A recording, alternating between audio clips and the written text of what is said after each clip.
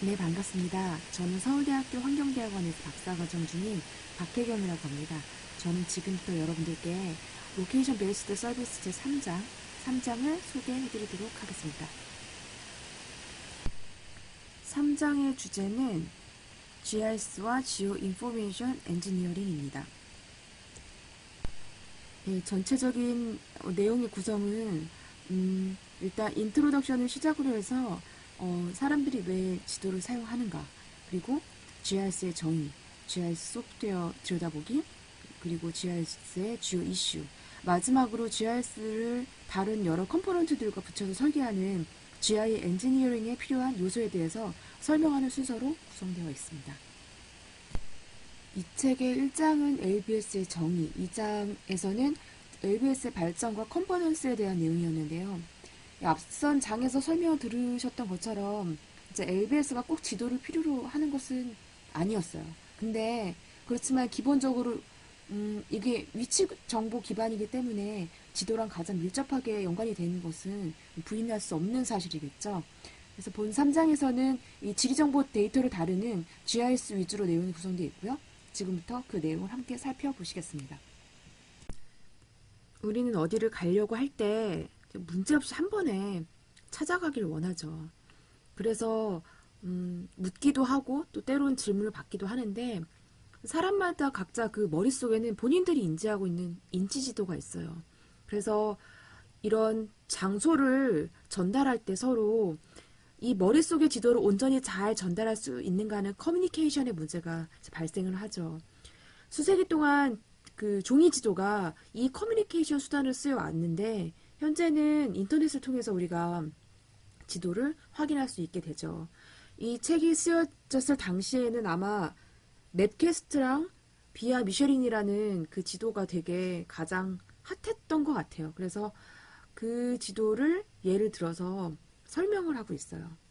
자, 그럼 그때 당시에 가장 핫했던 맵캐스트를 좀 보시겠습니다. 지금 이게 책에 있는 지도를, 그러니까 웹페이지를 스캔한 거라서 좀 보기는 좀 좋지가 않은데요. 그래서 저 때 당시의 모습을 그대로 담아야 돼서 어쩔 수 없이 사용을 좀 하게 됐습니다.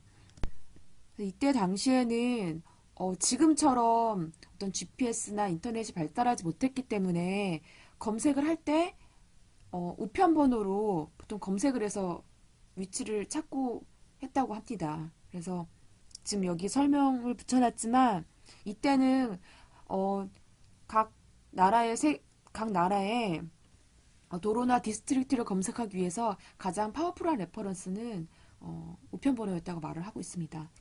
기능을 보시게 되면 프린트, 뭐 다운로드, 이메일로 전송하기, 뭐 줌인, 줌아웃, 뭐 지금 우리의 지도에도 있는 에센셜한 기능들을 다 담고 있죠. 네, 이거는 지금 현재 2017년의 맵퀘스트 모습이고요. 많이 보기가 좋아졌죠. 그러나 중요한 기능들은 예, 동일하게 보여지고 있습니다. 이거나 나머지 하나 말씀드렸던 비아 미쉐린 사진인데요. 어떤 기능들이 있나 살펴보면 드라이빙 디렉션, 트래픽, 웨더 뭐 이런 것들이 있고 호텔이나 레스토랑을 검색하는 기능도 있네요. 그리고 앞선 사이트랑 똑같이 이메일로 위치를 보내는 거랑 뭐 프린팅하는 이런 정도의 기능이 예, 있네요. 이것도 현재 비아 미쉐린의 모습이고요. 뭐 비주얼 많이 좋아졌지만 기본적으로 제공하는 기능들은 거의 변함이 없네요. 예, 앞에서 보신 것처럼 이 지도들이 대부분 비슷한 화면으로 구성이 돼 있어요. 네, 기본 뭐 아까 말했던 프린트 기능이라든지 뭐 스크롤 위아래 이제 그 조절하는 기능이라든지 그런 에센셜한 거는 대부분 다 비슷하게 구성돼 있어요. 근데 디자인이나 컬러 스킴이 두 회사가 많이 달랐죠. 그리고 이거 지금 화면에서는 볼 수가 없었지만 그 스트리트나 어떤 그 해당 피처에 대한 디테일이 상당히 달라요. 그래서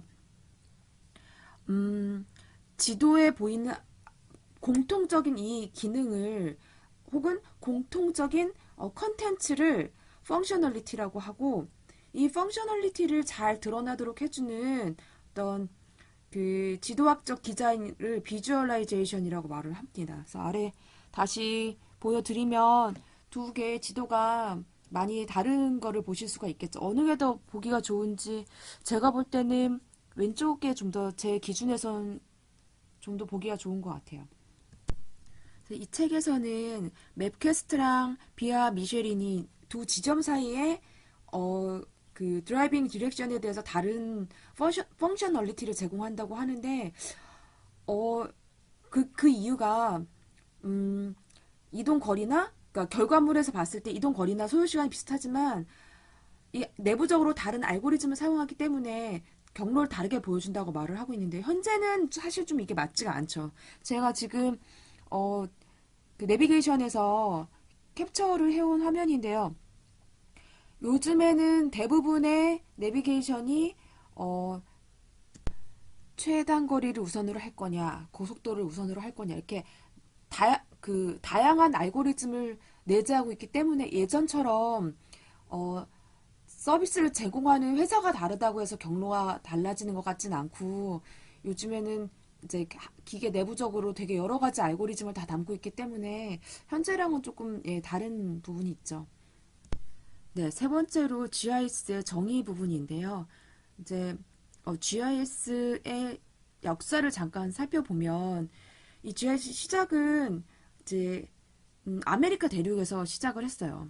캐나다, 미국을 중심으로 시작을 했는데 북미에서 먼저 시작하게 된 분명한 이유가 있었어요. 캐나다 같은 경우는 인구 밀도에 비해서 이 관리해야 되는 땅이 되게 많았기 때문에 이 땅들을 지도하기 위해서 이제 GIS가 이제 시작이 됐다고 볼 수 있고요.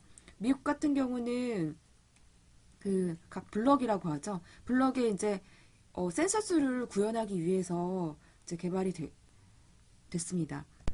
그리고 1970년대 중반에 이제 하버드 디자인 스쿨을 중심으로 우리가 잘 알고 있는 그리드 타입과 그리고 라인 베이스의 벡터 타입의 데이터가 처음으로 생겼고 이게 최초의 레이어 개념을 갖고 GIS의 기초를 이루게 됐다고 합니다.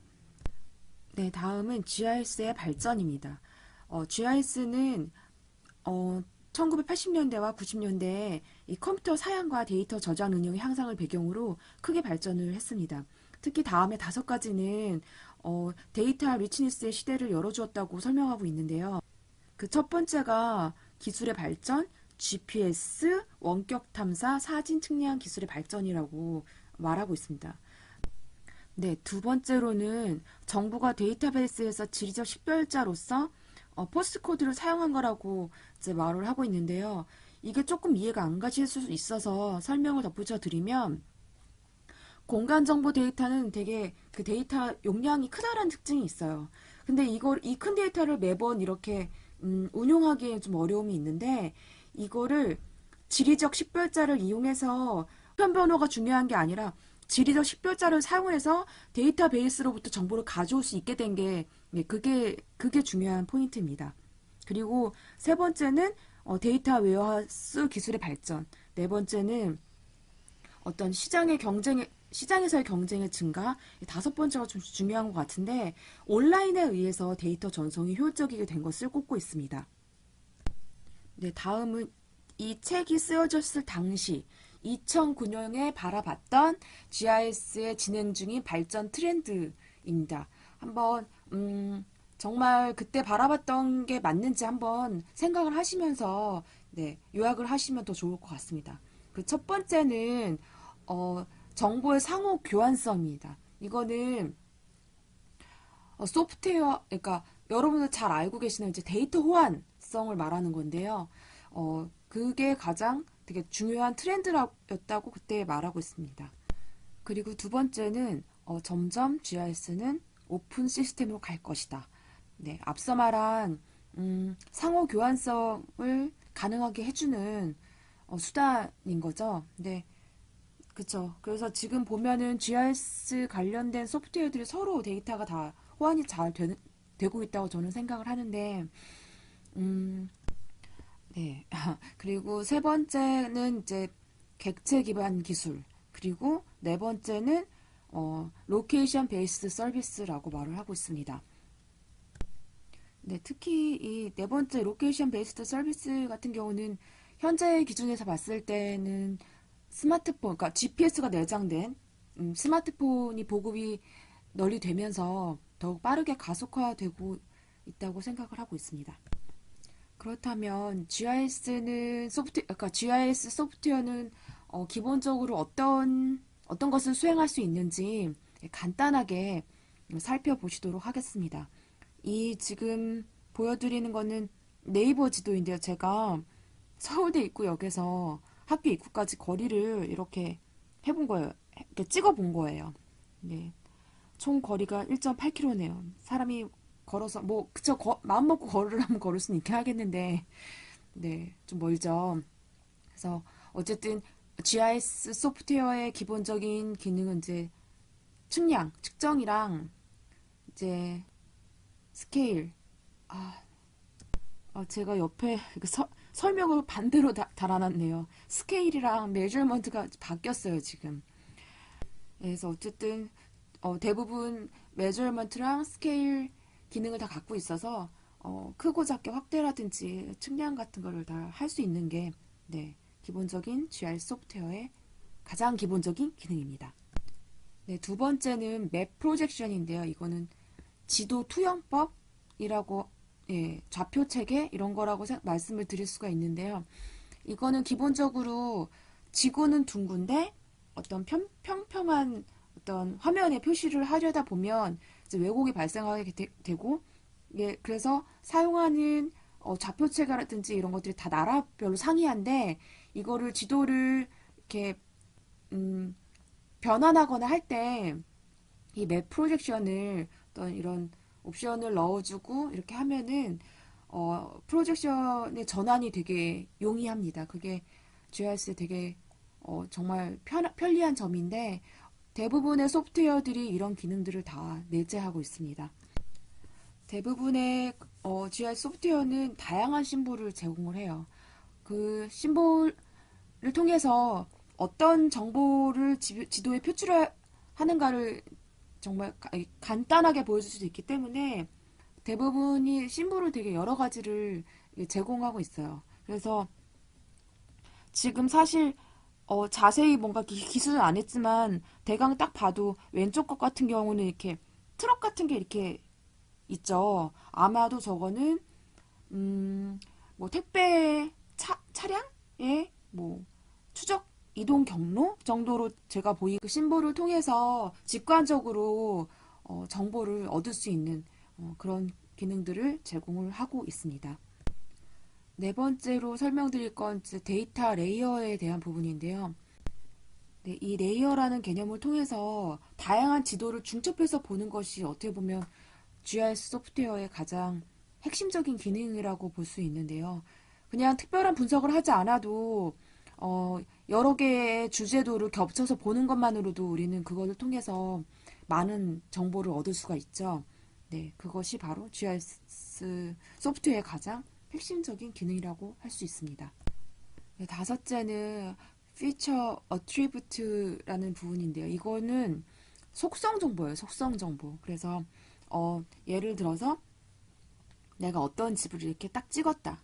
그랬을 때 그 집에 어떤 만약에 이제 이게 부동산 정보라면 그 집의 뭐 현재 가격이라든지 뭐 평수라든지 이런 그 집에 대한 어떤 상세한 정보들을 볼 수가 있겠죠. 이제 그런 테이블 형식으로 된 그 피처의 정보들을 어트리뷰트라고 하는데요. 대부분 GIS 소프트웨어에서는 이런 속성 정보를 제공하고 있다. 여섯 번째로 얘기하는 GIS 소프트웨어의 이제 특징을 주제도를 만들 수 있다라는 건데요. 사실 되게 중요하죠. 뭐 GIS로 분석만 하는 게 아니라 뭐 이것도 어떤 한 분석이기도 하지만 어쨌든 제가 생각할 때 그래도 이게 가장 또 중요한 기능 중에 하나라고 생각이 드는데 왼쪽 거 같은 경우는 제가 이게 설명이 없는 이제 그림을 제가 가져온 건데 제가 이거 보면은 태풍의 경로를 2005년 태풍의 경로를 표시를 하고 지금 이렇게 막대로 나온 부분이 그 태풍의 당시의 강도를 갖다 이렇게 표현해 준 것 같아요. 요즘에 정말 지도가 너무너무 보기가 좋아요. 지금 저것 같은 경우는 제가 왜 가져왔냐면 주제도인데 이렇게 3D로 표현한 주제도 저도 사실 많이 본 적이 없어서 여러분들한테 보여드리려고 갖고 왔는데 예, 진짜 이해가 쏙 되죠. 그리고 오른쪽 같은 경우는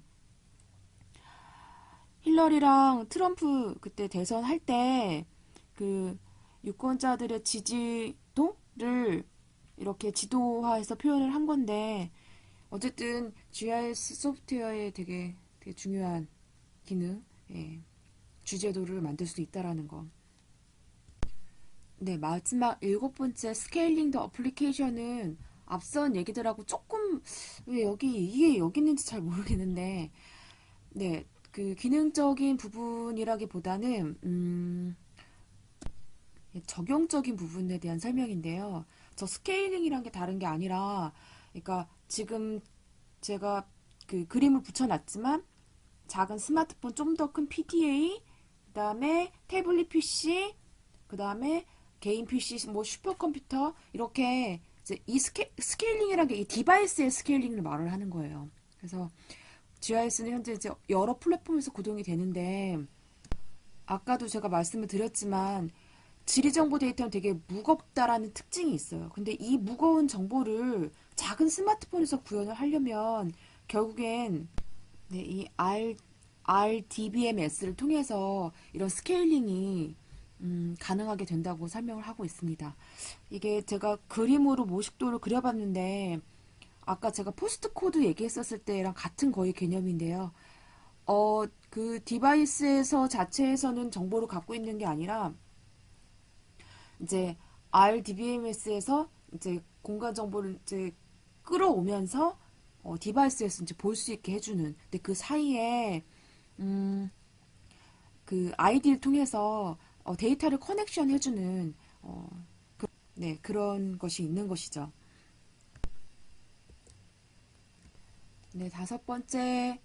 네, 다섯 번째로 넘어와서 GIS에서의 어떤 이슈를 말씀을 드리도록 하겠습니다. 그 이 구차일드라는 사람이 제가 알기로는 저 1990년대 당시에 GIS계를 주름 잡았던 사람으로 알고 있어요. 되게 많이 레퍼런스가 되고 있는데 저 사람 책들이나 이제 말들이 이 사람이 그 GIS에 대한 인식의 두 가지 기준을 다음에 두 가지를 향해 가는 것으로 두었고 이 두 가지가 정말로 만족이 돼야 GIS가 차별성이 있다고 말을 했습니다. 두 가지는 뭐냐면 첫 번째, 이 지식의 영역에는 일련의 타당한 과학적인 지문이 포함되어 있다. 두 번째, 공간 데이터는 다른 형태의 데이터와 달리 유니크하다. 그러므로 특별한 컨시더레이션이 요구된다. 라고 말을 했습니다. 저는 처음에 이게 왜 GIS에서의 이슈인가라는 생각을 했는데 지금 생각해 보면 GIS 데이터, 그러니까 공간 데이터가 정말 좀 특별한 건 맞긴 맞는데 그것이 정말 차별화되게 하기 위해서 계속 이런 질문을 던지면서 뭔가 연구를 하고 점점 더 공간 데이터를 특별하게 만들어 갔던 것 같아요. 네, 그리고 이 책에서 이제 두 번째 이슈, GIS의 이제 큰 이슈로 생산과 보급 측면을 얘기를 했어요.